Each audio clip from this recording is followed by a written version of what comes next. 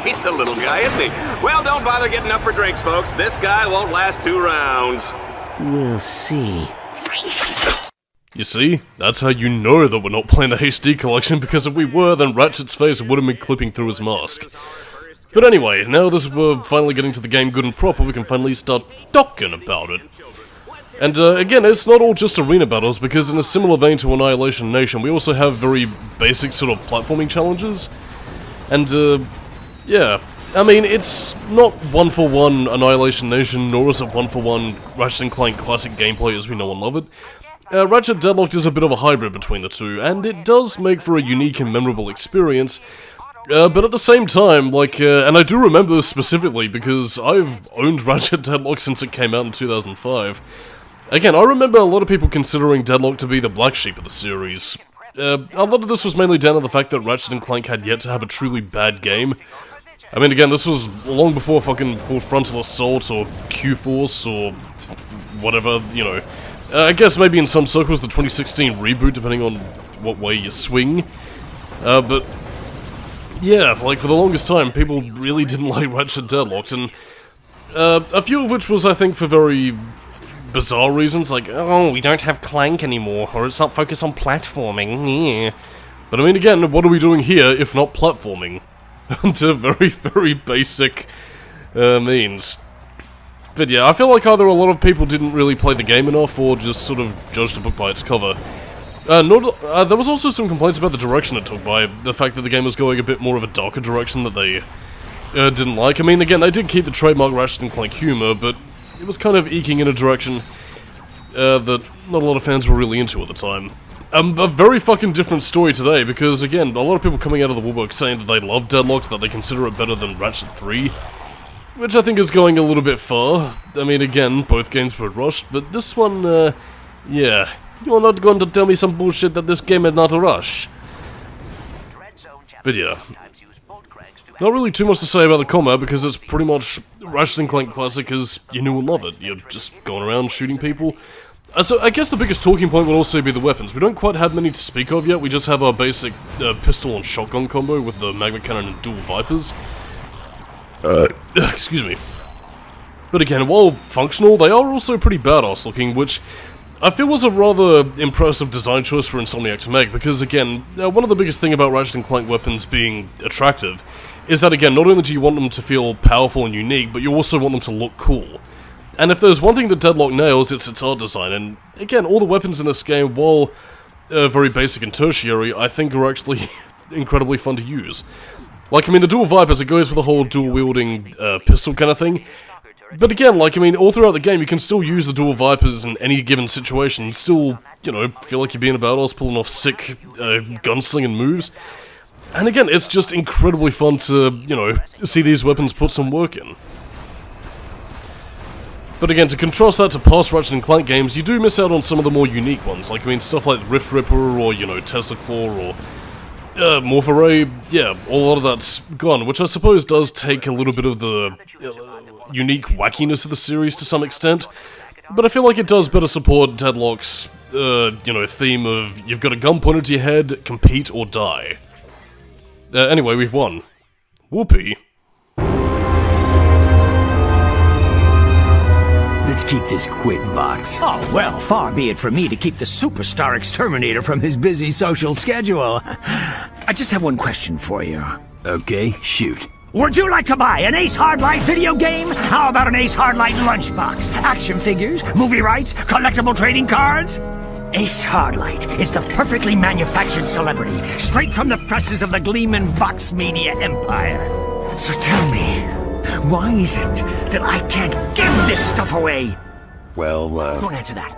Let me take a wild guess. It's because my fans can't stand Ace Hardlight! He's a pompous with the charisma of blogging nut cheese! so what are you saying, exactly? Zip it, Wonder Boy! The little Billies and Susies of the world are spending 1 trillion bolts a day on worthless swag, and I'm completely cut out of the market! Either you start selling this junk, or I'll find someone who will! Now get out of my sight! Oh yes, a rather difficult thing. But yeah, in terms of a lot of the humor of Ratchet Deadlocked, it does still match up to previous games, you know, having that sort of media vapid-centric society and, you know, consumerism stuff going on.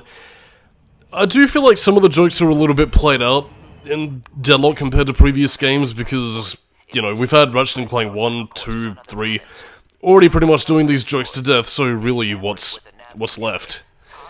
Although I will say, like, in the context of this game specifically, particularly in relation to Ace Hardlight, we're not really going to get much on this character at all in the game, quite frankly.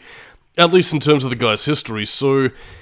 yeah, in terms of what Gleeman Vox was saying, are you saying that I was manufactured? Okay, that's enough Resident Evil 5 remarks for one day, but... yeah, was his entire bad boy image crafted by Vox, or was that him and his Path of Darkness? Because... as we'll learn later throughout the game, Ace Hardlight was in fact a hero, but not that we ever really get to see anything. And it's not even like a Captain Quark situation where we get to see, like, a more heroic Ace Hardlight later on, or at least have a frame of reference for what he was like before, you know, destroying heroes like Captain Starshield and stuff like that.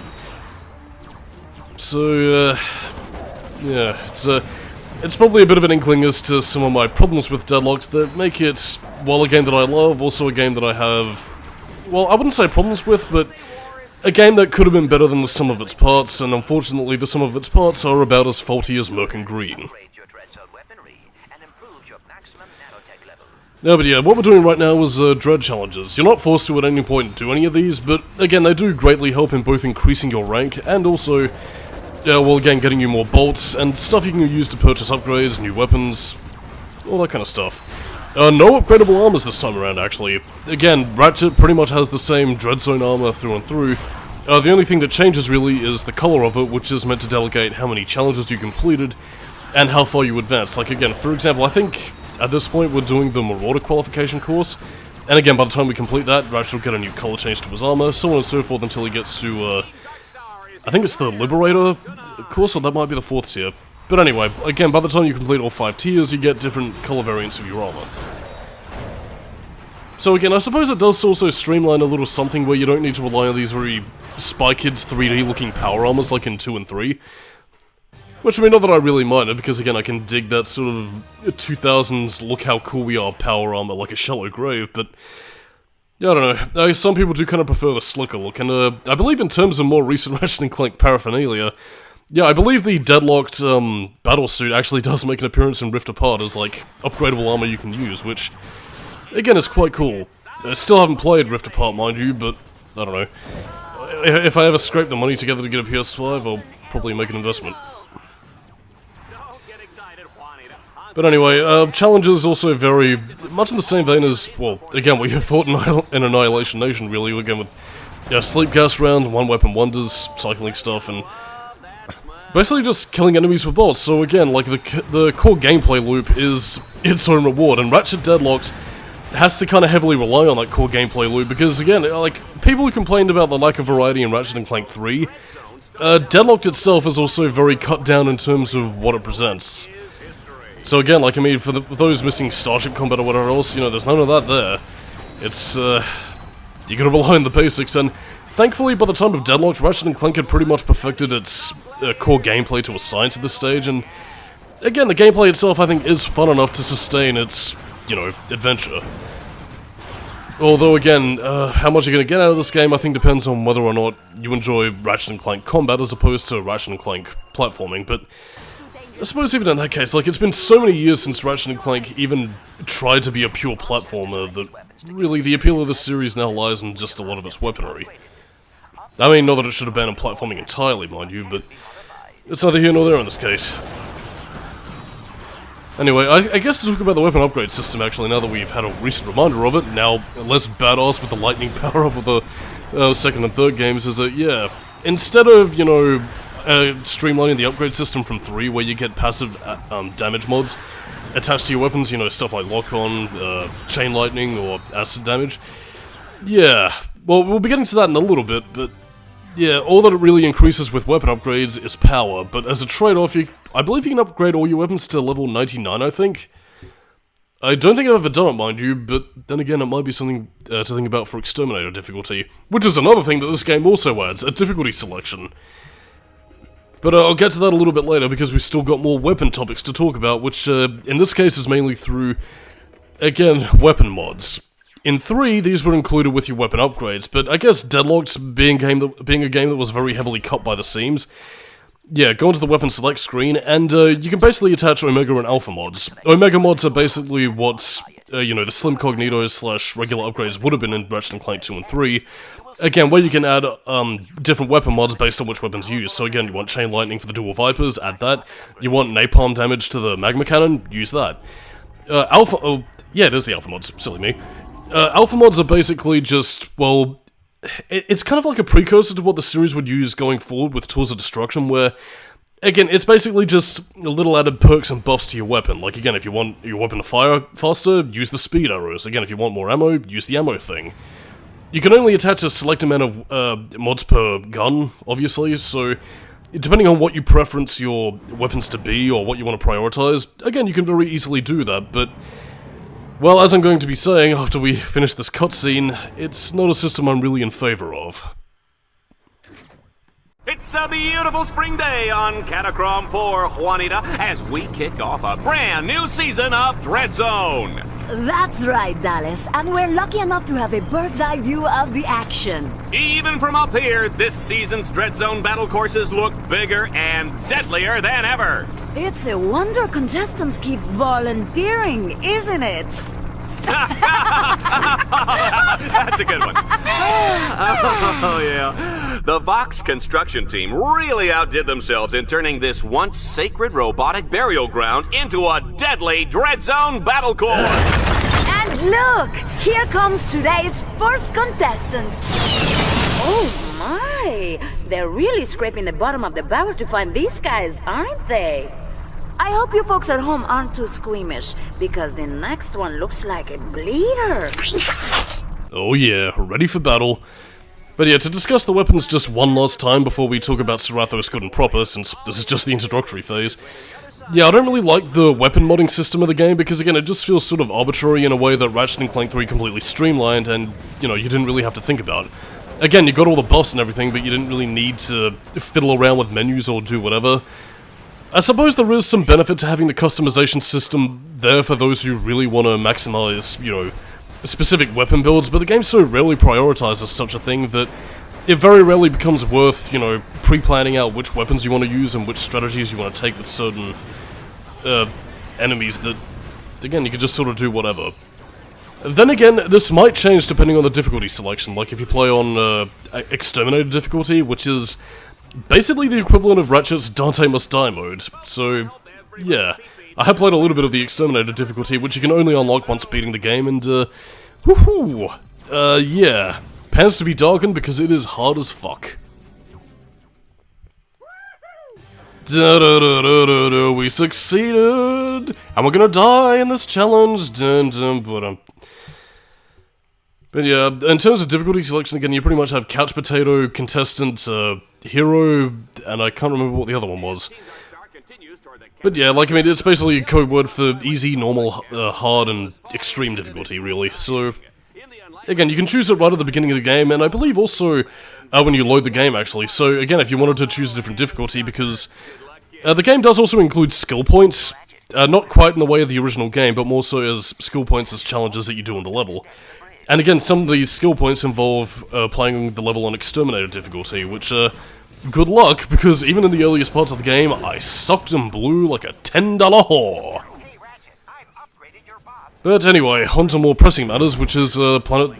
Is this Serathos, or am I thinking of the next planet? No, wait, it's Catacrom 4. Silly me.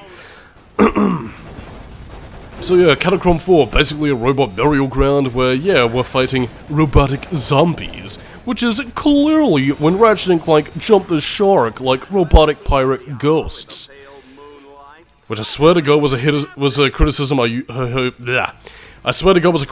heard used against the Future Trilogy, and people be lacking in self-awareness about why games are legitimately bad, or differentiating, you know, problematic elements with personal preference.